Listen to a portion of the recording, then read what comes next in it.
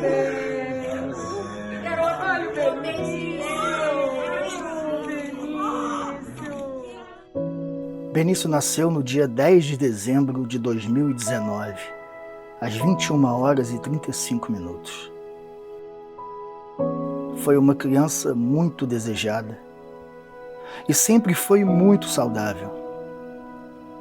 Mas o que mais marca Benício é como ele conquista todo mundo que conhece ele. O olhar, o jeito, aquela coisa esperta, mas principalmente a alegria que ele sempre sente, o sorriso no rosto. Quando que eu iria imaginar que esse garoto com menos de 2 anos teria muita história para contar? E essa história que a gente vai contar aqui pode até parecer que é a história de Benício, mas não é a história de Benício. É a história de como Deus cuidou de Benício e usou a vida dele. Essa história é uma história que fala de coisas ordinárias que apontam para coisas extraordinárias.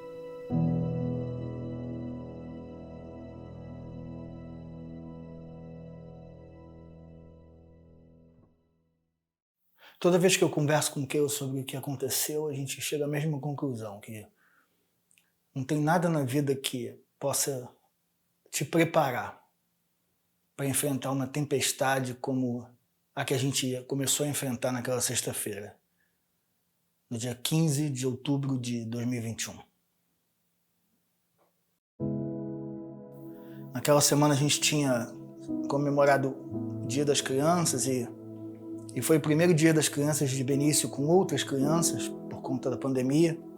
E ele brincou, ele estava com um pouco de febre, a gente estava vendo um quadro de otite que ele podia estar desenvolvido, mas uma otite leve. E no dia 12 foi tudo bem. E quando foi no dia 14 para o dia 15, quinta para sexta-feira, ele começou a ficar mais amuado, mais prostrado. E na sexta-feira de manhã, ele parou de responder a gente. A gente tentava falar com ele, ele não respondia, ele sequer abriu o olho, não queria mais comer. E aí a gente decidiu que a gente deveria levá-lo à emergência. Na emergência ele fez uma bateria de exames e, para nossa surpresa, a médica de plantão disse que seria melhor interná-lo. Tudo evoluiu muito rápido. A gente chegou no hospital na sexta-feira. A princípio, com o Benício tinha uma otite e a médica disse que precisaria interná-lo para fazer uma medicação intravenosa, porque ele já estava tomando antibiótico há 2 dias e não melhorava. No dia seguinte, no sábado, a gente estava no quarto e, apesar dele ter tomado soro o dia todo, alguma coisa começou a acontecer. A gente percebeu que Benício não estava fazendo xixi, e aí quando chamaram o médico para avaliá-lo, de forma muito direta, falou pra gente que Benício teria que ser transferido para o CTI naquele momento. E quando a gente estava no caminho para o CTI, Benício sendo transferido naquele bercinho, o médico olhou pra gente e falou: eu estou transferindo o filho de vocês porque ele está com uma falência renal. E naquele momento, eu acho que eu e Eduardo entendemos que tinha alguma coisa muito errada. Até ali, ninguém poderia imaginar que a coisa fosse evoluir de forma tão rápida e de forma tão grave. Em questão de 4 dias, um garoto que era saudável, que estava bem, apesar da febre, em 4 dias ele passou para um diagnóstico de uma doença muito grave, um risco altíssimo de óbito, com falência renal, que levaria ele para uma hemodiálise constante ali durante a internação. Eu lembro quando o Edu, que é um amigo, presbítero da nossa igreja, me ligou para dizer que o Benício estava sendo internado e que era algo importante algo que não era tão simples, mas que o coração dele, daqueles, estavam confiantes no cuidado de Deus. A gente tinha certeza que seria algo que Deus cuidaria do Benício. E, de fato, foi o que aconteceu. Deus cuidou do Benício do início ao fim. Só que, num determinado momento, que já era, assim, grave, se tornou gravíssimo. E eu lembro de um dia, na minha casa, à noite, quando eu recebi uma mensagem e depois uma ligação de uma irmã que era recém-chegada na nossa igreja, a doutora Selma, que é uma pediatra já muito experimentada, especialista na parte respiratória. Foi até o hospital e lá ela se deparou com um quadro de muita gravidade. As taxas estavam complicadíssimas, o quadro eu não sei descrever, mas era um quadro gravíssimo que poderia sim levar a óbito. E ela me ligou, assim, me mandou a mensagem primeiramente, depois ligou, eu pude falar com ela e ela, emocionada, muito emocionada, disse que naquele momento que o Benício precisava de uma intervenção de Deus. Aquilo me impactou muito, profundamente, profundamente. Eu lembro que num domingo, pela manhã, no culto da manhã, foi levantada uma oração por causa de uma criança que estava internada no hospital aqui em Niterói, na UTI, uma criança grave. E assim, aquilo ali me comoveu, sabe? Porque o pastor levantou uma oração e tal. E assim que terminou o culto, eu falei com meu marido, eu vou lá no hospital ver o que está acontecendo. E realmente, eu cheguei lá, né, encontrei essa criança, se chama Benício, ele é filho de um casal lá da igreja. Eu não tinha assim, muita intimidade, porque a gente tinha recém-chegado nessa igreja, eu e meu marido, a gente mora no mesmo bairro, no bairro vizinho, aliás, e realmente a criança estava muito, muito grave, né, assim, com pouca esperança, pensava-se que pode ser Covid, isso aí deve ser a Covid mais grave, né, que acontece, a comprometimento de vários órgãos, e tanto que ele evoluiu também com uma taquicardia importante, né, insuficiência respiratória, teve que ser entubado, enfim, realmente o caso era muito grave. Na segunda-feira, né, Benício já estava fazendo hemodiálise, ainda muito inchado, ainda consciente, Eduardo com ele no colo. Foi um momento muito difícil. E eu me lembro quando uma médica chegou lá, uma médica que eu não conhecia, mas ela se apresentou e falou que era da nossa igreja. E eu nunca tinha visto, mas era como se fosse alguém com quem eu tivesse intimidade, porque ela chegou, segurou na minha mão e falou, posso orar com você? E eu orei com ela, eu a abracei, chorei. Eu ainda não estava entendendo o que estava acontecendo. Eu tinha levado meu filho com um otite para o hospital e ele estava fazendo hemodiálise. E eu fui conversar com a mãe, né? Eu não tinha muita intimidade, mas assim, eu vi ela tão angustiada que eu peguei nas mãos, posso fazer uma oração com você? E a gente orou naquele local, né? Ela chorou, eu também, assim.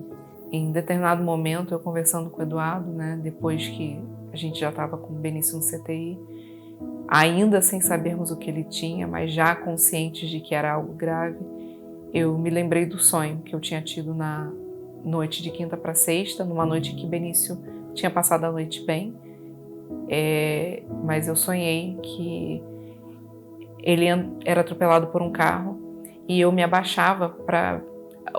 O acidente era tão grave que eu me abaixava para encontrá-lo morto, né? Encontrá-lo esmagado embaixo do carro. E quando eu me abaixava, Benício vinha engatinhando na minha direção com um rosto arranhado. E aí eu falei para Eduardo, eu acho que realmente é algo muito grave, mas eu acho que Deus falou comigo. E eu creio que Benício vai sair dessa gravidade melhor do que a gente imagina. E assim que ela me contou o sonho, eu falei, Keila, eu creio que é o Senhor falando com a gente.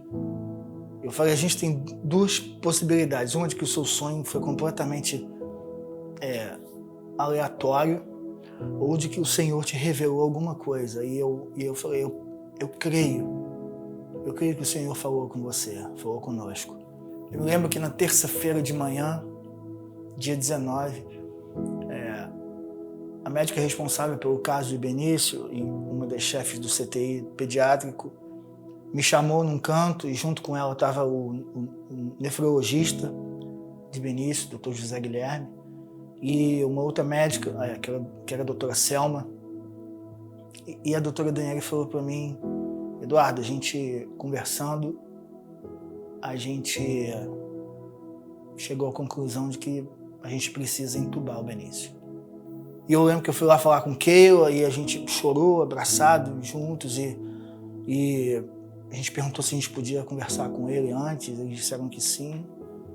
E aí eu me vi pela primeira vez tendo a forte sensação de que talvez eu não voltasse a falar com meu filho de novo. E de que existia uma chance muito grande dele não sobreviver àquilo tudo. Benício foi diagnosticado com síndrome inflamatória multissistêmica pediátrica. É uma doença, na verdade, é uma resposta autoimune, sequela do Covid-19, que ataca múltiplos órgãos. Só que a versão dela, digamos assim, que Benício desenvolveu, era a mais grave vista até ali, até aquele momento no CTI. E o rim dele parou, o coração dele começou a ficar fraco, não conseguia bombear o sangue, e aí o pulmão dele começou a falhar também. E aí, em determinado momento, no ápice da gravidade da coisa, ele desenvolveu um quadro de síndrome de ativação macrofágica. E aí foi quando a gente viu que Benício precisava de um milagre. Benício, o corpo dele não respondia ao tratamento indicado. A equipe médica fez uma tentativa, depois fez outra tentativa e ele só piorava. Eu fiz a oração mais difícil da minha vida. Eu lembro que eu estava no corredor do hospital e eu orei e eu falei, Senhor, Benício é teu. Se for da sua vontade levá-lo, que assim seja. E quando eu orava aquilo, ao mesmo tempo que eu não sabia como que eu ficaria, se Benício morresse, eu também ganhava uma tranquilidade de estar entregando para aquele que era o único que podia resolver aquela situação, que era o único que tinha total controle daquela situação. E abrir mão de Benício diante do Senhor foi libertador, porque eu passei a descansar mais nele. Eu lembro que nesse período nós convocamos uma reunião de oração para que orássemos pela vida do Benício, para que Deus curasse o Benício, para que Deus tirasse o Benício desse quadro, para que ele pudesse sair do hospital, para que o Edu também fosse sustentado pelo Senhor, a Keila. E foi assim uma reunião, sabe, de muita presença de Deus, de muito quebrantamento, de muito clamor, de muita adoração. A igreja ficou lotada, pessoas de muitos lugares que não faziam parte da nossa igreja, ou que não fazem parte da nossa igreja, estiveram aqui também para orar. E foi um movimento lindo. Volto a dizer, um movimento que só a Igreja de Cristo, pelo menos que eu conheço, é capaz de fazer. E durante esses 56 dias, a gente foi muito cuidado. A gente recebeu mensagens, ligações, visitas, comida. A gente recebeu todo tipo de suporte, mas sobretudo suporte espiritual. Tinham pessoas orando ao redor do Brasil, tinham pessoas orando em outros países, tinham pessoas orando que a gente não conhecia, enfim, tinham muitas pessoas orando por Benício. Eu lembro que ao longo de todo esse processo eu ia enviando relatórios do quadro de Benício, as pessoas acompanhavam. A princípio eu mandei para alguns membros da igreja que a gente faz parte, para alguns membros do nosso pequeno grupo. Mas eles replicavam e aquilo foi tomando uma proporção tamanha que em determinado momento a gente recebia mensagens de pessoas do Brasil inteiro dizendo que elas estavam orando por Benício, que elas estavam fazendo grupos no WhatsApp de oração por ele, de que elas estavam fazendo reuniões presenciais pelo Benício. Lá em casa, conversando com minha ajudante, aí ela chegou e falou assim, lá em Tambi, o pastor fez um pedido de oração nesse domingo também, por uma criança lá de Niterói, pelo Benício. Eu, caraca! Quer dizer, aí durante a semana eu tive que ir a Teresópolis, na casa de uma amiga minha, e conversando com a ajudante da Lúcia, aí ela chegou e falou assim, doutora Selma, a senhora tem uma criança lá em Niterói que está na UTI, está muito grave, nossa igreja está orando por ele. Aí eu, como é que é o nome dessa criança? Benício. Eu, gente, o que é isso? Então, vários pontos, né? Assim, o movimento que Deus fez, né? Que o Espírito Santo de Deus fez, para a gente orar por aquela criança, pelo estado dela. A gente recebeu mensagens de igrejas da Argentina, Equador, França, Portugal, Inglaterra, Estados Unidos, dizendo, vocês não estão sozinhos, vocês não estão sozinhos. E eu lembro que muita gente dizia que o nosso testemunho estava impactando a vida deles, mas o que as pessoas talvez não saibam é que todo esse movimento de oração por nós que foi feito foi diretamente responsável, tenho certeza, por uma cobertura espiritual que nos possibilitou de enfrentar todos aqueles dias sombrios com confiança no Senhor. Uma das mensagens que eu recebi foi de uma pessoa compartilhando o áudio de uma amiga que morava em Portugal, que dizia para ela que todos os dias ela fazia uma caminhada e ela subia um morro. E no alto desse morro tinha uma capela. E quando ela terminava a caminhada dela, ela entrava na capela e orava por Benício durante aquele tempo todo. E eu não tenho dúvidas de que o Espírito Santo de Deus conduziu aquela mulher a fazer aquilo por uma criança que ela nem conhecia. E eu não tenho dúvidas de que isso nos sustentou. Essas orações, esse cuidado, eu não tenho dúvidas de que foram os 56 piores dias das nossas vidas. Diversos dias eu chorei nos corredores, eu chorei no quarto, eu chorei nas escadas, eu chorava com qualquer pessoa que eu encontrasse. Até o dia que Deus falou claramente ao meu coração, Benício é meu. Benício é meu antes mesmo de vocês sonharem com ele. Então eu tenho controle sobre a vida dele. E aí naquele momento eu descansei. E naquele momento eu parei de chorar. Naquele momento Deus começou a tranquilizar o meu coração de que ele estava fazendo algo na vida de Benício que a gente não podia entender e talvez nunca viesse a entender, mas que ele tinha controle sobre todas as coisas. Eu me lembro ainda de uma madrugada em que depois do corpo dele já ter respondido ao remédio, ele voltou a ter febre e eu mandei uma mensagem para o meu pai aflita, dizendo, pai, ora, porque ele está com febre. Uma febre a gente não sabia se era uma infecção, a gente não sabia se era o processo inflamatório voltando, ele tinha muitos acessos, podia ser qualquer coisa. E aí naquele momento ele compartilhou comigo um salmo que dizia, aquietai-vos e sabei que eu sou Deus. Serei exaltado entre as nações, serei exaltado sobre a terra. Eu percebi que o propósito de Deus para aquilo era muito maior do que a vida de Benício ou da nossa família. Eu tenho certeza que o principal propósito de tudo aquilo que a gente passou foi realmente ver a glória de Deus, ver o poder de Deus se manifestando nas nossas vidas, na vida de Benício e na vida de tantas pessoas que se envolveram orando, caminhando com a gente, nos sustentando em oração, em cuidado, enfim, foi realmente Deus se manifestando. A gente começou a receber mensagens de pessoas dizendo como elas estavam sofrendo uma revolução por estarem orando por Benício.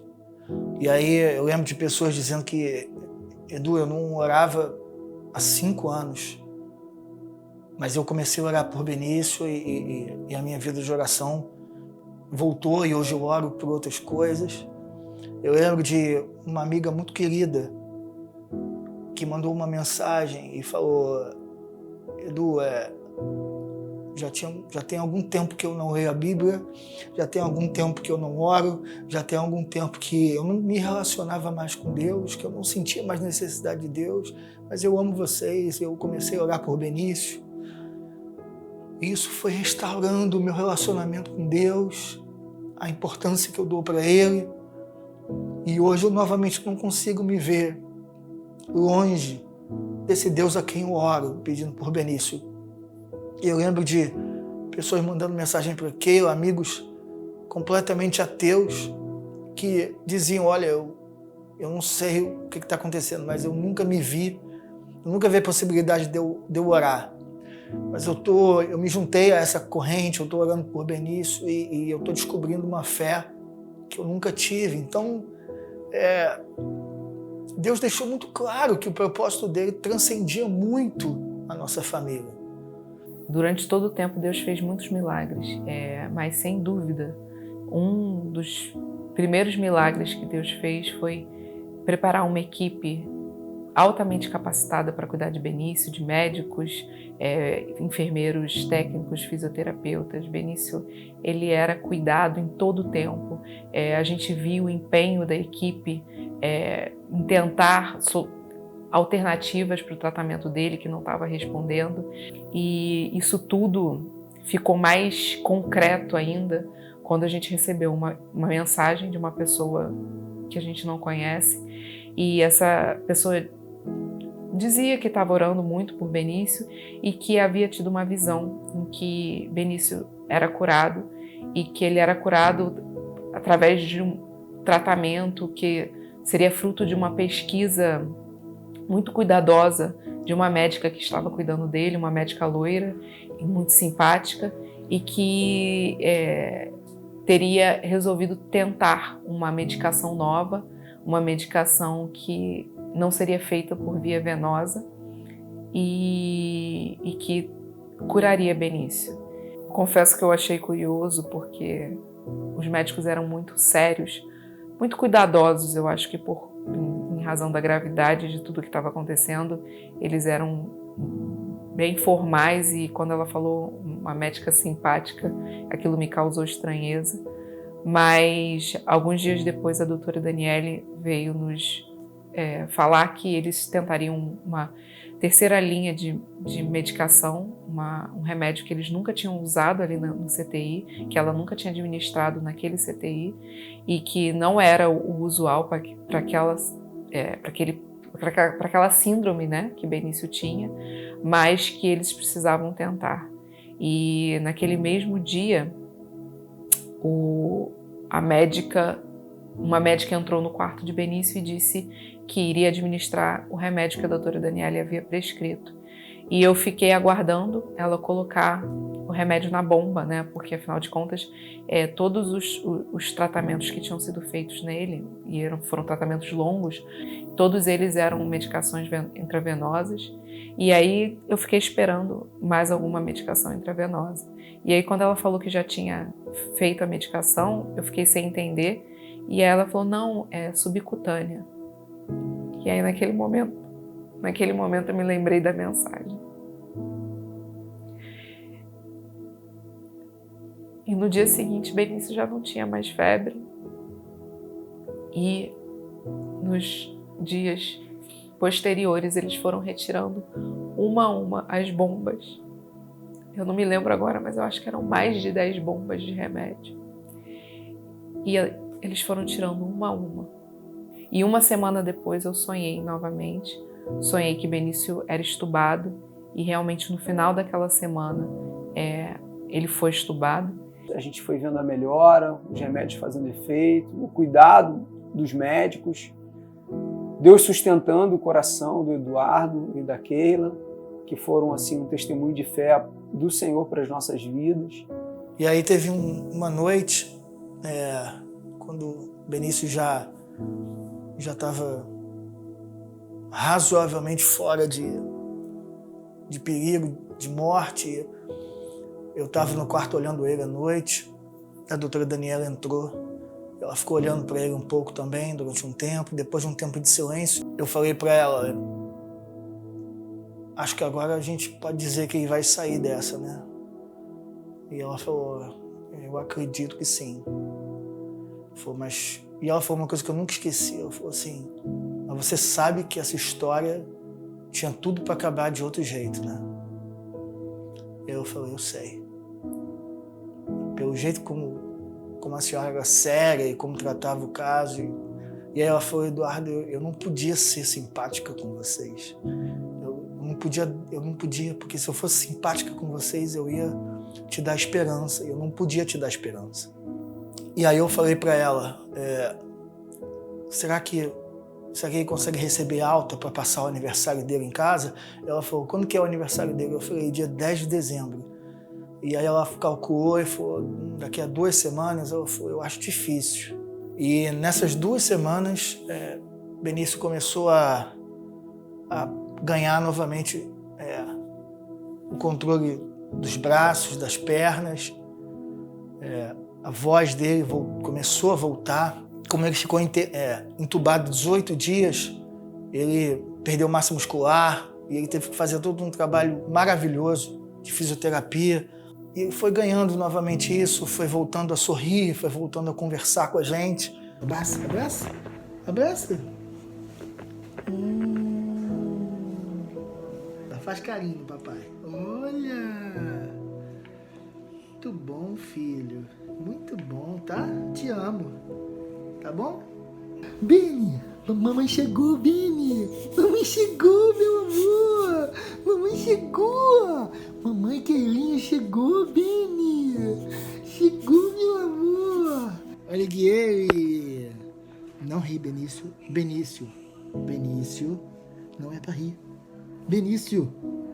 10 dias depois eu tive um outro sonho, que ele estava num quarto que não era o quarto dele em casa ainda, mas que era um quarto que não era um quarto do CTI. E realmente ele saiu, recebeu alta para o quarto. Eu tô indo para o quarto. Tchau.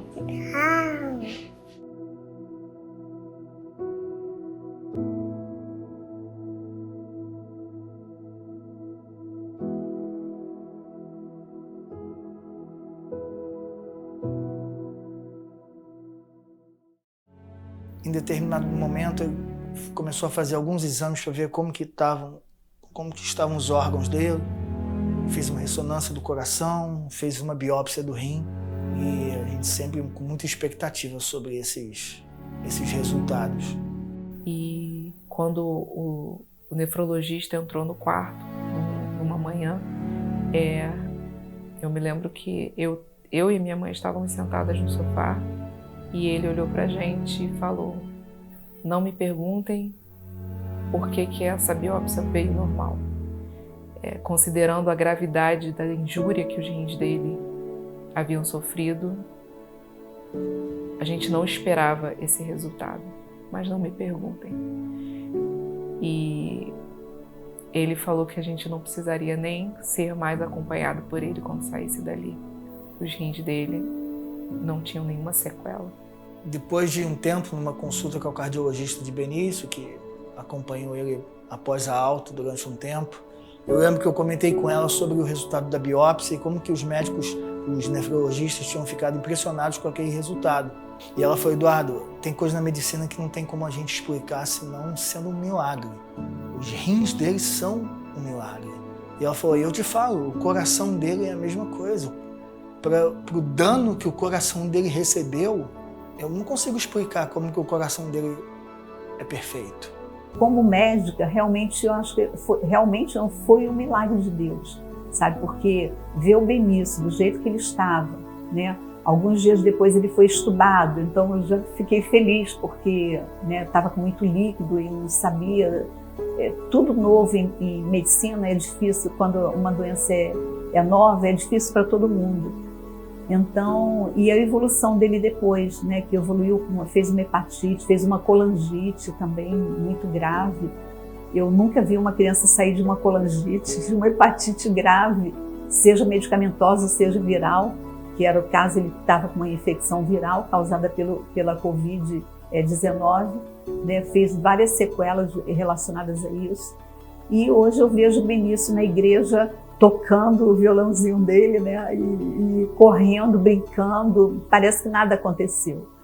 Depois de 56 dias, sendo 48 no CTI, o Senhor atendeu a nossa oração e no dia 9 de dezembro, um dia antes do aniversário dele, Benício recebeu alta.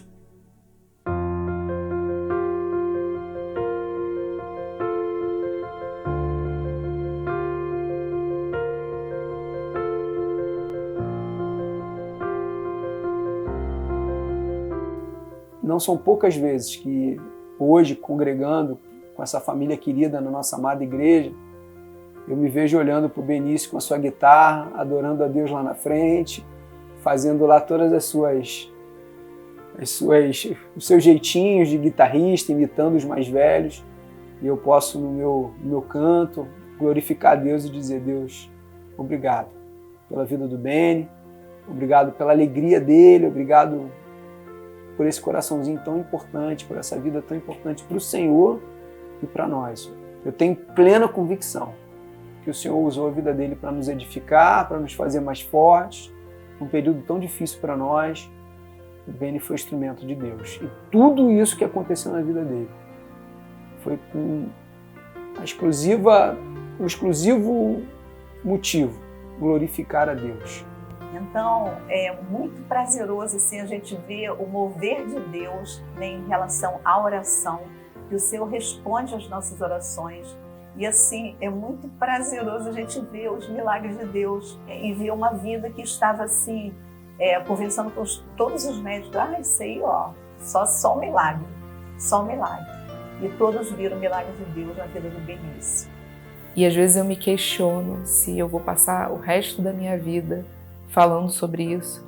Às vezes eu me pergunto, será que eu estou repetitiva? Será que as pessoas já estão cansadas de ouvir sobre isso?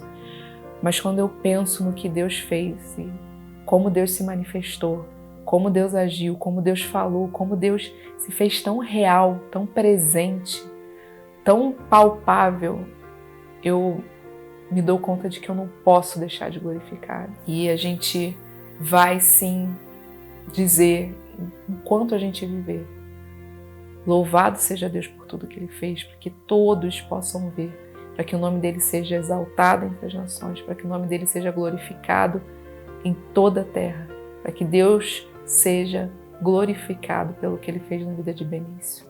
Logo no começo da internação, eu conheci uma música que iria se tornar a minha oração diária naquele tempo, e até hoje ela me marca muito.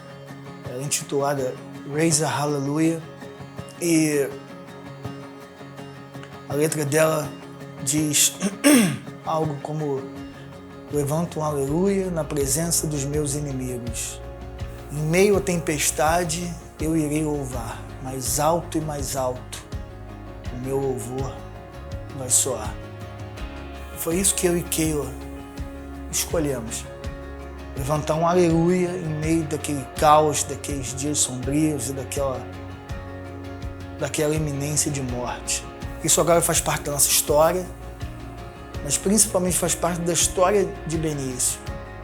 Ele vai crescer, ele vai poder falar ao longo da vida, testemunhar do que Deus fez na vida dele. Benício é uma das crianças mais alegres que eu conheço e certamente com o tempo ele vai ter mais motivos para expressar toda essa alegria dele. O poder de Deus, primariamente, ele se expressa através do Evangelho, da salvação do pecador, do perdão do pecado, da promessa da vida eterna, mas ele se estende de forma muito poderosa através da onipotência e da soberania de Deus sobre todas as coisas. E uma das facetas disso é quando aqueles que creem nele se levantam diante das tribulações, dos problemas, das tempestades e louvam ao Senhor porque confiam nele e dão testemunho para o mundo de que o Deus em quem confiamos é o Deus que tem controle sobre todas as coisas e que nós vamos passar por dias ruins, sim, mas o Senhor vai estar conosco. O Deus que fica conosco no alto da montanha é o mesmo Deus que habita com a gente no vale. Ele não nos abandona nunca, nunca. Mesmo que você esteja no chão, no seu pior momento, Ele vai estar lá com você. Seja através do Espírito Santo, seja através da igreja dele, dando um suporte que nenhuma outra instituição vai conseguir dar. Nenhuma outra instituição no mundo vai conseguir ser tão poderosa quanto a Igreja de Cristo. Porque ela, como eu falei, ela é uma extensão do poder desse Deus.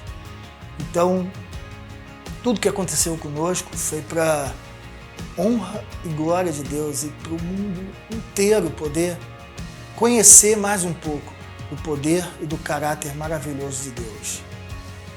Eu glorifico a Deus pela vida de Benício hoje. Eu glorifico a Deus por tudo que Ele fez em nós. E eu glorifico a Deus pelo que Ele fez na vida das pessoas que tiveram contato com a história de Benício. E o nosso desejo é, através de contar essa história, falar um pouco sobre esse poder e também entregar para o Senhor o nosso momento Ebenezer. Até aqui o Senhor nos ajudou e eu não tenho dúvida de que o poder dele vai continuar atuando com cada um que crê que Ele é o Deus Todo-Poderoso. Que o mundo inteiro saiba que o Deus a quem servimos é poderoso e vivo.